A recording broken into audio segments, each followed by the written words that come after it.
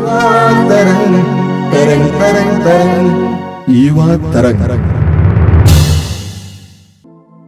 आइए हम प्रार्थना करें, अपने आप को प्रभु के चरणों में इस समय समर्पित करें। अपनी सारी आवश्यकताओं, ज़रूरतों, परेशानियों, तंगियों के सहित, दुर्बलताओं के सहित प्रभु को अर्पित हो जाइए और मन ही मन प्रभु की आराधना कीजिए, प्रभु से विनती कीजिए, प्रभु की भक्ति में लीन हो जाइए।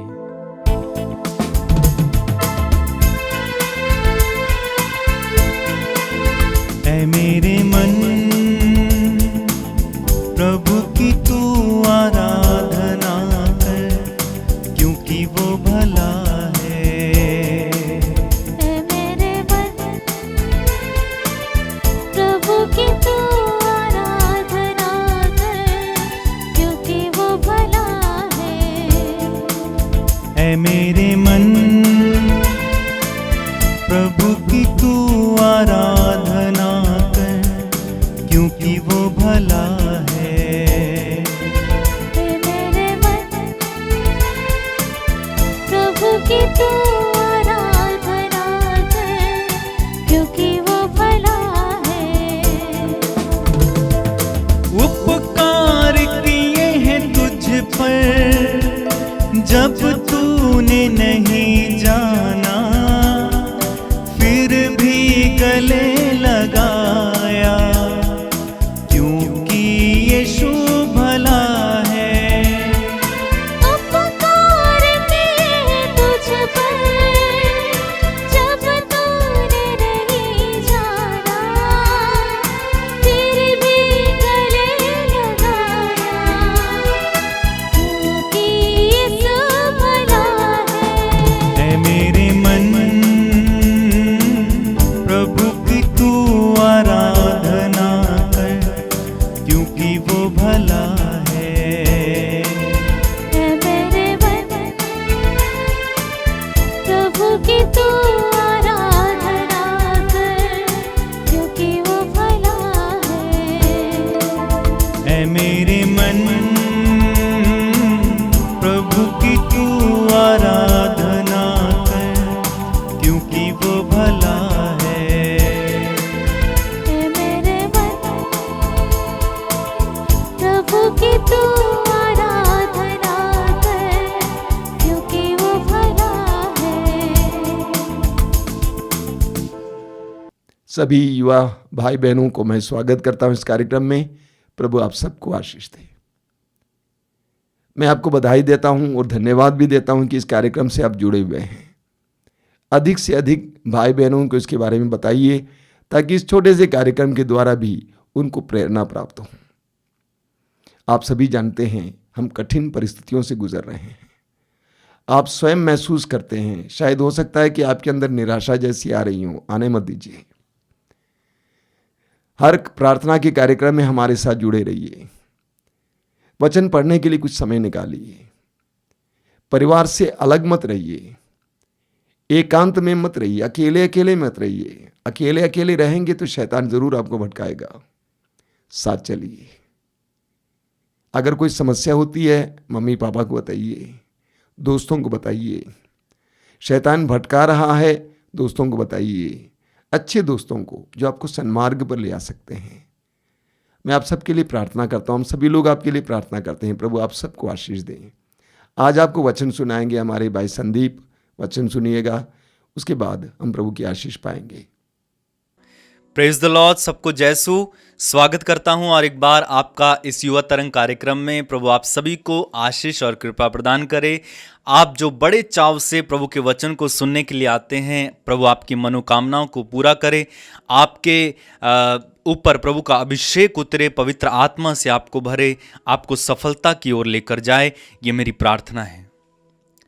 प्रिय साथियों, इस कार्यक्रम से हमारा उद्देश्य है कि हम उन युवक युवतियों तक पहुंचें जो अपने जीवन से हार मान चुके हैं, जिनको ये लगता है कि वे बहुत दुर्बल हैं, कमज़ोर हैं, अपने को हीन महसूस करते हैं। उनके जीवन का अर्थ उनको समझ में नहीं आया है और वे समझते हैं कि कोई उन्हें प्यार नहीं करता। ऐसे युवक युवतियों तक इस कार्यक्रम से प्रभु के प्रेम का उन्हें एहसास दिलाना, प्रभु के बारे में उन्हें बताना और ये एहसास दिलाना कि वे प्रभु की दृष्टि में मूल्यवान हैं, हमारे इस कार्यक्रम का उद्देश्य है। और आप सभी इसमें हमारी सहायता करेंगे कि हम उन युवक युवतियों तक पहुंच सकें। कर्नाटक के बेंगलोर में एक व्यक्ति रहते हैं जिनका नाम है बेनी प्रसाद। बेनी प्रसाद का जन्म 1975 में हुआ था और बचपन से ही उन्हें अस्थमा का रोग था। 2 वर्ष से 16 वर्ष की उम्र तक उन्हें गलत दवाओं पर रखा गया, गलत दवाएं उन्हें दी गईं, जिसके कारण उनके 60% लंग्स जो हैं वो डैमेज हो गए, खराब हो गए। 12 वर्ष की उम्र में किसी कारणवश उनका स्पाइनल कॉर्ड डैमेज हो गया। बेनी के जीवन में सब कुछ बुरा ही बुरा हो रहा था। शारीरिक रूप से बहुत दुर्बल और ऊपर से उनको बुद्धि की कमी थी। जब वे 10वीं कक्षा में पढ़ रहे थे तो उन्हें स्कूल से यह कहकर निकाल दिया कि तुम सबसे बेकार स्टूडेंट हो, तुम कुछ नहीं कर सकते, तुम पढ़ाई नहीं कर सकते। बहुत निराश हो गए बेनी। उन्होंने सोचा कि मैं म्यूजिक कोर्स करूंगा, म्यूजिक सीखूंगा, लेकिन पहले ही दिन उनके गुरु ने उनको वहां से निकाल दिया और यह कहा कि तुम कभी भी म्यूजिक नहीं सीख सकते हो, तुम कभी कुछ नहीं कर सकते हो। बेनी को बहुत बुरा लगा। वे चोटिल हुए, ऊपर से समाज के ताने, परिवार की अपेक्षाएं, क्योंकि उनके पिता साइंटिस्ट थे और वे चाहते थे कि बेनी उन्हीं की तरह सफलता हासिल करे, लेकिन बेनी कुछ नहीं कर पा रहे। बेनी बहुत टूट गया। उनको समझ में नहीं आ रहा था कि वे क्या करें। अपने जीवन के अर्थ को नहीं समझ पा रहे थे, निराश हो गए, हताश हो गए और उन्होंने सोच लिया कि इस दुनिया में जीकर क्या फायदा है। ऑलरेडी डॉक्टर लोगों ने 16 साल की उम्र में बोला था कि अब तुम केवल 6 महीना जीवित रहोगे, केवल 6 महीना तुम्हारी जिंदगी और है, इसके बाद तुम मर जाओगे। बेनी और टूट गए, निराश हो गया, हताश हो गया, उदास रहने लगा और एक दिन उन्होंने सोचा कि मैं मर ही जाऊंगा और आत्महत्या करने की ठान ली। लेकिन प्रभु की आवाज इन्हें सुनाई दी। यीशु ने इनसे कहा, Beni, I need you. Beni Prasad ने कहा कि प्रभु, सारा समाज मुझे तुच्छ समझता है, बेकार समझता है, मैं कुछ नहीं कर पा रहा हूं, शारीरिक रूप से दुर्बल हूं, आप जानते हो मेरे साथ क्या क्या हो रहा है, तो आपको क्या जरूरत है मेरी। प्रभु ने कहा, सारा समाज कुछ भी कहे, लेकिन मुझे तुम्हारी जरूरत है। बेनी ने कहा, ठीक है प्रभु, लेकिन मेरे पास आपको देने के लिए कुछ नहीं है, सिर्फ टूटा फूटा जीवन है, इसे लेकर आप क्या करेंगे। प्रभु ने कहा, बेनी, एक नया कार्य शुरू करने के लिए तुम्हारे जीवन में यह टूटा फूटा जीवन ही काफी है। और बेनी उस समय से प्रभु के साथ जुड़ गए। एक दिन बेनी ने प्रभु से पूछा, प्रभु, आप मेरे जीवन से क्या कराना चाहते हो, आपकी क्या इच्छा है। मेरी इच्छा तो यह थी कि मैं कम से कम एक दूसरे देश में घूम कर आऊं। प्रभु ने कहा, बेनी, तुम एक देश घूमना चाहते हो, मैं चाहता हूं कि तुम विश्व के सारे देश घूमो। बेनी को यह असंभव लगा और उसने कहा, प्रभु, यह कैसे संभव है, आज तक ऐसा कोई हुआ ही नहीं है जो सारे देश घुमा हो विश्व के। प्रभु ने कहा, मेरे विचार तुम्हारे विचारों से महान हैं। और आप जानते हैं, बेनी पर प्रभु की कृपा हुई और 6 वर्ष 6 महीने और 22 दिन में बेनी ने विश्व के हर देश में घूम लिया और वहां जा जाकर अपनी गवाही को बताया और प्रभु के बारे में उन्हें बताया। कितना बड़ा यह चमत्कार है। और उसके बाद प्रभु ने उस पर ऐसी कृपा की कि उसने एक बेंजो गिटार बनाया जो आज तक विश्व में किसी ने नहीं बनाया है, और वे एक अच्छे म्यूजिशियन हैं और प्रभु के लिए वे बजाते हैं। जिनको ये कहकर निकाल दिया गया था कि तुम कभी म्यूजिक नहीं सीख सकते हो, आज वो हर देश में जा जाकर प्रभु की महिमा के लिए गिटार बजाते हैं और उनका गिटार अलग ही है। आप YouTube में उनके बारे में और सर्च कर सकते हो। एक टूटे फूटे व्यक्ति को, एक कमजोर व्यक्ति को, एक दुर्बल व्यक्ति को, जिसके बारे में समाज कहता था कि ये कुछ नहीं कर सकता है, जिसको पढ़ाई से निकाल दिया गया, म्यूजिक क्लास से निकाल दिया गया, जिनको ताने दिए गए, उस टूटे फूटे जीवन को लेकर प्रभु की कृपा ने उसे कितना महान बना दिया। यीशु ने उसे कैसा बना दिया, कितना बड़ा चमत्कार है। और जिस डॉक्टर ने कहा था कि वो 6 महीने तक जीवित रहेंगे, बेनी प्रसाद 6 महीने क्या, वो अभी तक जीवित हैं। प्रभु की महिमा हो। मैं आपको क्या बताना चाह रहा हूं कि प्रभु की कृपा से हम क्या से क्या बन सकते हैं। अगर प्रभु की कृपा हमें प्राप्त हो जाती है तो हम कितनी महान बन सकते हैं। आप जानते हैं संत पौलुस के बारे में। संत पौलुस बहुत महान प्रचारक थे प्रभु के, बहुत शक्तिशाली, बहुत चिन्ह और चमत्कार किया करते थे। लेकिन संत पौलुस कहते हैं कि मेरे शरीर में एक कांटा चुभा दिया गया है और मुझे एक शैतान का दूत मिला है जो मुझे निरंतर घूंसे मारता रहता है, जिससे मैं घमंड ना करूं। और उन्होंने कहा कि मैंने प्रभु से 3 बार प्रार्थना की है कि मुझसे यह हटा ले, लेकिन प्रभु ने उससे क्या कहा, आप पढ़ेंगे कुरिन्थियों का पत्र अध्याय 12 वाक्य 9 में। प्रभु ने उससे कहा, मेरी कृपा तुम्हारे लिए पर्याप्त है, क्योंकि तुम्हारी दुर्बलता में मेरा सामर्थ्य पूर्ण रूप से प्रकट होता है। जी हां, प्रभु आपको इसलिए नहीं चुनते हैं कि आप बहुत मजबूत हो। प्रभु आपको इसलिए नहीं चुनते हैं कि आप बहुत टैलेंटेड हो।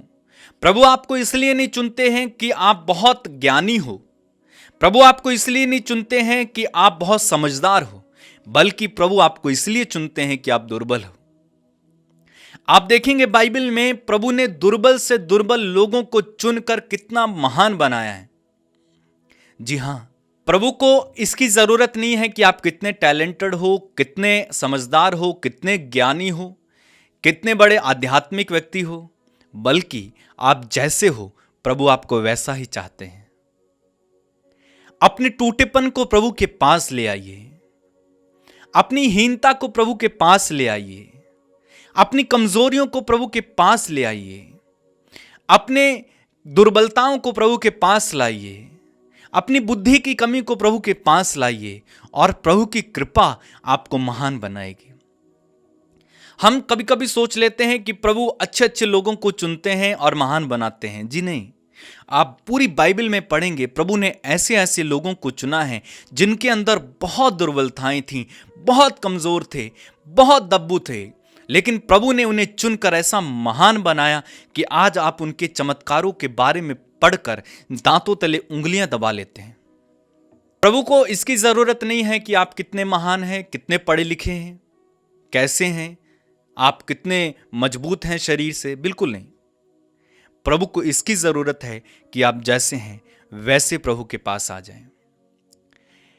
ऑस्ट्रेलिया के मेलबर्न में 1982 में एक व्यक्ति का जन्म हुआ जिनका नाम था निक वुजिसिक।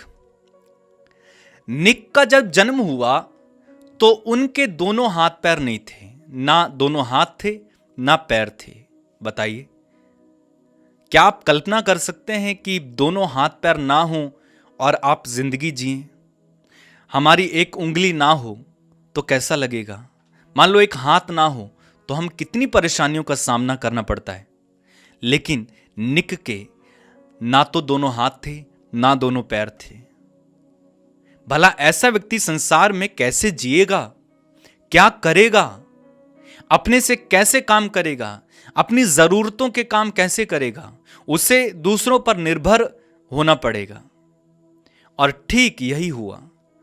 निक बहुत अधिक परेशानियों का सामना करने लगा। जैसे जैसे वो बड़ा हो रहा था, उसे जरूरी काम करने थे, लेकिन हाथ नहीं है, पैर नहीं है, कैसे चलेगा, कैसे काम करेगा। और निक बहुत उदास रहते थे, परेशान रहते थे। वो ये जानने की कोशिश करते थे कि प्रभु ने आखिर मुझे क्यों भेजा इस दुनिया में बिना हाथ पैर के। जब मैं कुछ कर ही नहीं सकता तो क्यों मैं इस दुनिया में आया। और 10 साल की उम्र में इन्होंने सोचा कि मैं मर जाऊंगा, क्योंकि बहुत निराश थे। दुनिया भी ताने देती होगी, लोग उसके बच्चे जो उसके साथ होंगे मजाक उड़ाया करते होंगे कि ये देखो कैसा मनुष्य है, इसके हाथ पैर भी नहीं है। और इन सब बातों से बहुत निराश हुआ निक, और उसने 10 साल की अवस्था में ठान लिया कि मैं आत्महत्या करूंगा। और उसने एक दिन अपने पापा से कहा कि वो नहाना चाहता है, और वो उसको बाथ टब में ले गए, यानी नहाने वाला जो टब होता है। और निक ने उस टब में डूबने की कोशिश की, लेकिन किसी तरह उन्हें बचाया गया। लेकिन निक के सामने परेशानियां ये थी कि वो कैसे आत्मनिर्भर बन सकते हैं। इतना चैलेंज उनके लिए। बताओ, दोनों हाथ नहीं है तो खाना कैसे खा सकते हैं? ब्रश कैसे करेगा? चलेगा कैसे? जरूरी काम कैसे करेगा? आप कल्पना भी नहीं कर सकते कितनी दुख भरी जिंदगी निक की होगी, और इसीलिए वो परेशान थे। लेकिन क्या हुआ कि प्रभु की कृपा उसे भी प्राप्त हुई। प्रभु से वे जुड़ गए। जब सारे समाज ने उन्हें ठुकराया तो उन्होंने सोच लिया कि प्रभु को छोड़कर मेरी सहायता और कोई नहीं कर सकता है, सिर्फ प्रभु ही मुझे प्यार करते हैं। और एक दिन वो बाइबल पढ़ रहे थे और बाइबल में उनको एक वाक्य मिला जहां पर प्रभु यीशु उस अंधे के बारे में बता रहे थे कि ना तो इसने पाप किया ना इसके माँ बाप ने, ये जन्म से इसलिए अंधा है ताकि इसको चंगा करने से प्रभु की महिमा प्रकट हो सके। और यही हुआ। और निक इसे पढ़कर बहुत खुश हो गए कि अगर उस अंधे के लिए, उस जन्म से अंधे के लिए प्रभु की योजना है तो मेरे लिए भी प्रभु की योजना है।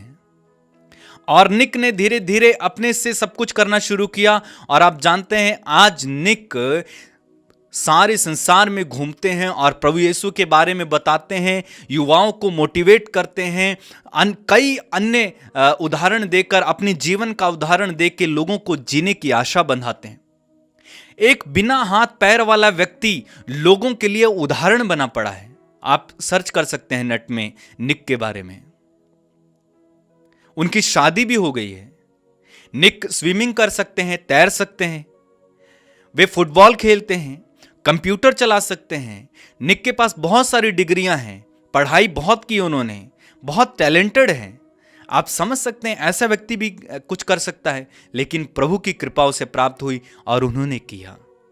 मैं आपको क्या बताना चाहता हूं कि हम तो अच्छे खासे हैं, हमारे हाथ भी हैं, पैर भी हैं, और अगर नहीं भी हैं तब भी आपको निराश होने की जरूरत नहीं है, क्योंकि जब हम दुर्बल हैं तब हम बलवान हैं। संत पौलुस कहता है, जब मैं दुर्बल हूं तब मैं बलवान हूं। और प्रभु ने स्वयं कहा है, तुम्हारी दुर्बलता में मेरा सामर्थ्य पूर्ण रूप से प्रकट होता है।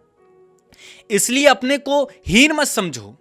ये मत समझो कि मैं तो बहुत कमजोर हूं, मैं तो गरीब हूं, मैं तो कुछ नहीं कर सकता, मैं गा नहीं सकता, मैं बजा नहीं सकता, मैं दूसरों की तरह जैसे दूसरे करते हैं वैसा नहीं कर सकता, मैं बोल नहीं सकता हूं, मेरा शरीर कांपने लगता है, मैं पढ़ाई में कमजोर हूं, मैं ज्ञानी नहीं हूं, समझदार नहीं हूं, ओ मेरे पास कुछ नहीं है। इसकी जरूरत नहीं है। बस जरूरत इतनी है कि आप जैसे हैं वैसे प्रभु को समर्पित हो जाएं। आपका जीवन चाहे टूटा फूटा है, दुर्बल है, कमजोर है, कुछ भी ना हो आपके पास, आप प्रभु के पास चले आओ और प्रभु से कहो, प्रभु यही मेरे पास है, मैं तुझे देता हूं। और फिर आप देखो प्रभु आपको कहां से कहां ले जाएंगे। रोटियों के चमत्कार के बारे में हम पढ़ते हैं बाइबल में। 5 रोटियां थी, 2 मछलियां, लेकिन प्रभु ने 5,000 से अधिक लोगों को खिला दिया। कुछ था नहीं वहां पे, लेकिन जब प्रभु के हाथ में वो 5 रोटियां 2 मछलियां दी गई, प्रभु ने उसे बढ़ा दिया, प्रभु ने उसे इंक्रीज किया, आशीष का माध्यम बना दिया उन 5 रोटियों को, 2 मछलियों को। ठीक इसी तरह जब हम प्रभु के हाथ में अपने जीवन को देंगे, जब हम प्रभु के हाथ में अपनी कमजोरियों को, दुर्बलताओं को देंगे, प्रभु हमें इस्तेमाल करने लगेंगे, प्रभु हमें आगे बढ़ाएंगे। अब मेरा उद्देश्य ये कहने का बिल्कुल नहीं है कि दुर्बलता मतलब आप पाप करो और कहो कि मैं तो दुर्बल हूं इसलिए पाप में गिर गया। नहीं, यहां पाप की बात नहीं हो रही है। पाप को छोड़कर अन्य सारी दुर्बलताओं की बात हो रही है। पाप करोगे तो परमेश्वर की कृपा आपको कभी नहीं प्राप्त होगी, क्योंकि संत पौलुस कहते हैं, आप वाक्य 10 में पढ़ेंगे, संत पौलुस कहते हैं, इसलिए मैं बड़ी खुशी से अपनी दुर्बलताओं पर गौरव करूंगा, जिससे मसीह का सामर्थ्य मुझ पर छाया रहे। मैं मसीह के कारण दुर्बलताओं पर, अपमानों, कष्टों, अत्याचारों और संकटों पर गर्व करता हूं, क्योंकि मैं जब दुर्बल हूं तभी बलवान हूं। यहां पर पाप के बारे में नहीं लिखा गया है। कहीं आप ये सोच लें कि अगर मैं पाप कर लेता हूं, चलो कोई बात नहीं, प्रभु मुझे कृपा देगा। नहीं,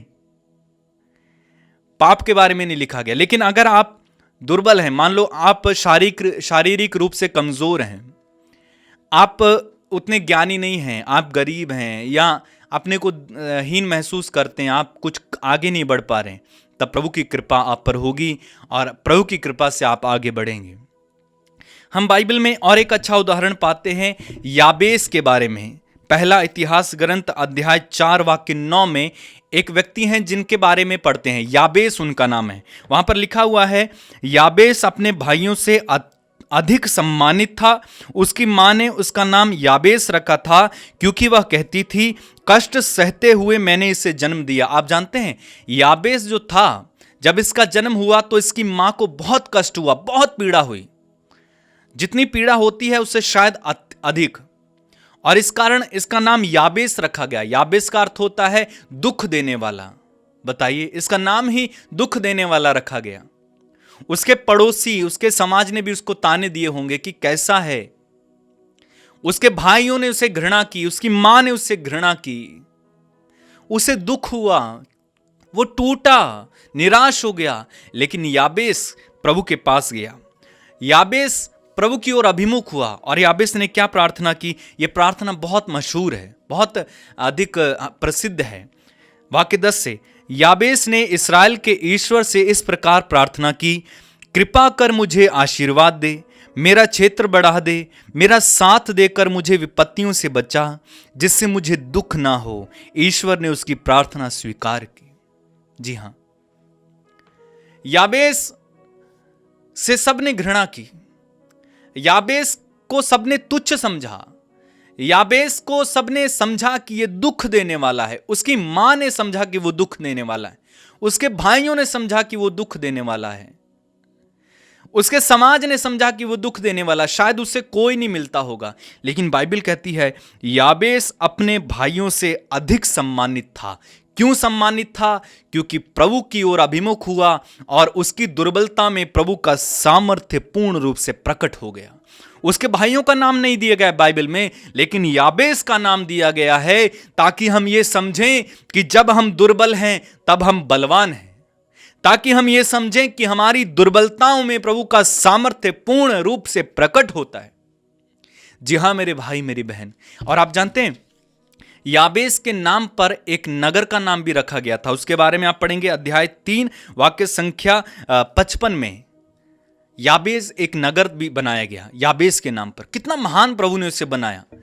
वही व्यक्ति जिसको उसकी माता ने कहा कि यह दुख देने वाला है, भाइयों ने घृणा की, समाज ने घृणा की, उसको प्रभु ने अपने भाइयों से अत्यधिक सम्मानित बनाया। उसके नाम पर एक नगर का नाम रखा गया, और उसका नाम हम बाइबल में पढ़ते हैं, और उसके नाम का उदाहरण मैं आपको दे रहा हूं। कितना महान बनाती है प्रभु की कृपा। जी हां, जब हम दुर्बल हैं तब हम बलवान हैं। इसलिए अपनी दुर्बलताओं को छिपाइए मत, अपनी दुर्बलताओं को छिपाकर प्रभु के पास मत आइए, बल्कि आप जैसे हैं वैसे प्रभु के पास आइए। अगर आप छिपाएंगे तो आपको प्रभु की कृपा प्राप्त नहीं होगी, बल्कि प्रभु चाहता है कि आप जैसे हैं वैसे प्रभु को अर्पित हो जाएं, और प्रभु हमारे जीवन में महान कार्य करेगा। प्रभु हमारे जीवन को ऊंचा उठाएगा। ऐसे कई उदाहरण हम बाइबल में पढ़ते हैं। प्रभु यीशु ने जब शिष्यों को चुना तो उनके शिष्यों में कोई भी ऐसा नहीं था जो बहुत अधिक सम्मानित हो, बहुत अधिक पढ़ा लिखा हो, बहुत अधिक टैलेंटेड हो। सब मछली मारने वाले थे, कोई टैक्स कलेक्टर था, कोई कुछ कर रहा था, समाज के निचले वर्ग के लोग थे। लेकिन उन्हीं शिष्यों को प्रभु ने ज्ञानियों के सामने खड़ा कर दिया, और ज्ञानी उनके ज्ञान का सामना ना कर सके। उन्हीं शिष्यों को प्रभु ने राजाओं के सामने खड़ा कर दिया, और राजाओं ने उनकी बातों को सुना। उन्हीं शिष्यों को प्रभु ने सैनिकों के सामने खड़ा कर दिया, और सैनिकों ने उनकी बात को सुना। बताइए प्रभु की कृपा हमें कहां से कहां पहुंचाती है। इसलिए हमें कहना चाहिए कि जब मैं दुर्बल हूं तब मैं बलवान हूं। अपने आप को हीन महसूस मत करो मेरे भाई, मेरी बहन। प्रभु ने हमें जैसा भी बनाया है अच्छा बनाया है। अगर बिना हाथ पैर का निक प्रभु के लिए इतना कर सकता है तो हम क्यों नहीं कर सकते। अगर बेन्नी प्रसाद, एक टूटा हुआ व्यक्ति जिसको डॉक्टर्स ने बोला था कि ये 6 महीने तक जीवित रहेगा, वो अगर प्रभु के लिए सारे देश घूम लिया, सारे देश में प्रभु का प्रचार किया, तो हम क्यों नहीं कर सकते। हमको क्यों प्रभु की कृपा प्राप्त नहीं होगी। बस फर्क इतना ही है कि हम छिपा लेते हैं, लेकिन उन्होंने अपनी दुर्बलताओं को प्रकट किया, और उन्होंने कहा प्रभु जो है ये है, और प्रभु ने उन्हें महान बनाया। और ऐसे कई उदाहरण आप बाइबल में पढ़ेंगे।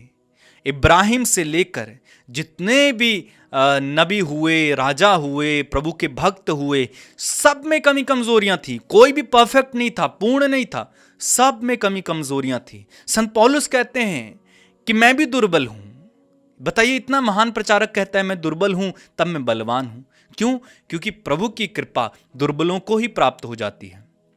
इसलिए हमें घमंड नहीं करना चाहिए, बल्कि हम जैसे हैं वैसे प्रभु के पास आना सीखें। आज से अपनी दुर्बलताओं को प्रभु को दें। हो सकता है आप शारीरिक रूप से दुर्बल हों, प्रभु को समर्पित कीजिए, प्रभु आपको महान बनाएगा। हो सकता है आप वैसा नहीं कर पाते जैसे। और दूसरी बात मैं आपको बताना चाहता हूं, कभी भी अपने आप को दूसरों से कंपेयर ना करें, दूसरों से तुलना नहीं करनी हमें, क्योंकि प्रभु ने हमें यूनिक बनाया है, प्रभु ने हमें अनोखा बनाया है, प्रभु ने हमें मूल्यवान बनाया। हम जैसे भी हैं वैसे दूसरे नहीं हो सकते। दूसरों को प्रभु ने अलग योजना के लिए बनाया है, हमको अलग योजना के लिए बनाया है।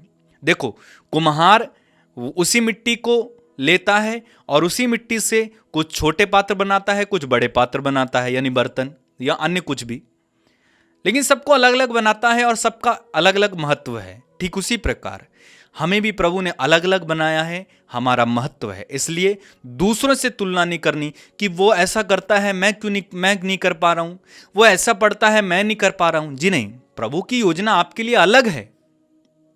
इसलिए अपनी दुर्बलताओं के साथ आज प्रभु को अर्पित हो जाइए और कहिए, बार बार इस वचन को दोहराइए कि जब मैं दुर्बल हूं तब मैं बलवान हूं। मेरी दुर्बलता में प्रभु का सामर्थ्य पूर्ण रूप से प्रकट होता है। आप पढ़ेंगे 1 कुरिन्थी अध्याय 15 वाक्य संख्या 10 में, वहां पर संत पौलुस कहते हैं, मैं जो कुछ भी हूं ईश्वर की कृपा से हूं। मैं जो कुछ भी हूं ईश्वर की कृपा से हूं। मैं जो कुछ भी हूं ईश्वर की कृपा से हूं। प्रभु की कृपा पर भरोसा रखिए और आज से बार बार कहिए, मैं जो कुछ भी हूं प्रभु की कृपा से हूं। मेरी दुर्बलता में प्रभु का सामर्थ्य पूर्ण रूप से प्रकट होता है। जब मैं दुर्बल हूं तब बलवान हूं। इस वचन को सुनकर अन्य लोगों को भी बताइए और प्रभु आप सभी को आशीष और कृपा प्रदान करे। आइए हम प्रार्थना करें। प्रभु यीशु, धन्यवाद देते हैं आज के सुंदर दिन के लिए, इन पवित्र वचनों के लिए धन्यवाद देते हैं। मैं अपने इन सारे छोटे भाई बहनों के लिए प्रार्थना करता हूं, विशेष करके इस अवस्था में, युवावस्था में उनको बहुत ज्यादा शिथिलता महसूस होती है, दुर्बलताएं महसूस होती हैं, फिसलन महसूस होती है। ऐसी परिस्थितियों में तेरे हाथ को पकड़े आगे बढ़ने के लिए कृपा दीजिए। तेरे वचन में लिखा हुआ है, मेरी कृपा तुम्हारे लिए पर्याप्त है, और तेरी कृपा ही हमें बचा सकती है।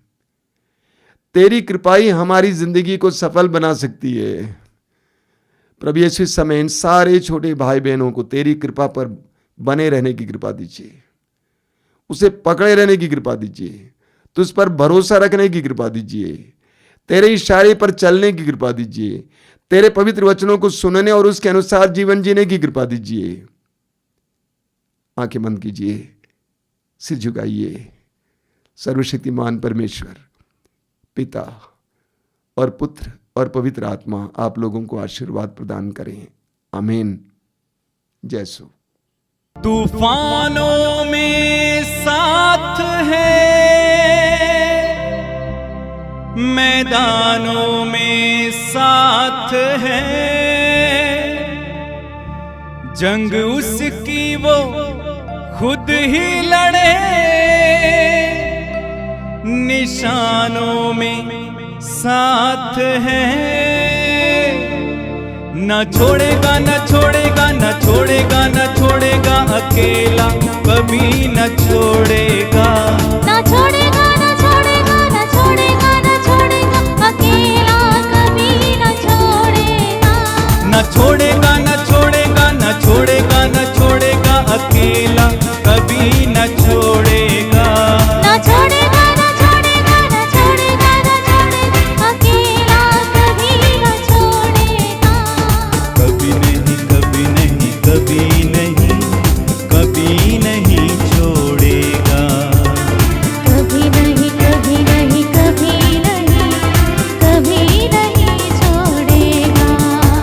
न छोड़ेगा न छोड़ेगा न छोड़ेगा न छोड़ेगा अकेला कभी न छोड़ेगा। न छोड़ेगा न छोड़ेगा न छोड़ेगा न छोड़ेगा अकेला कभी न छोड़ेगा। कभी नहीं कभी नहीं कभी नहीं कभी नहीं छोड़ेगा।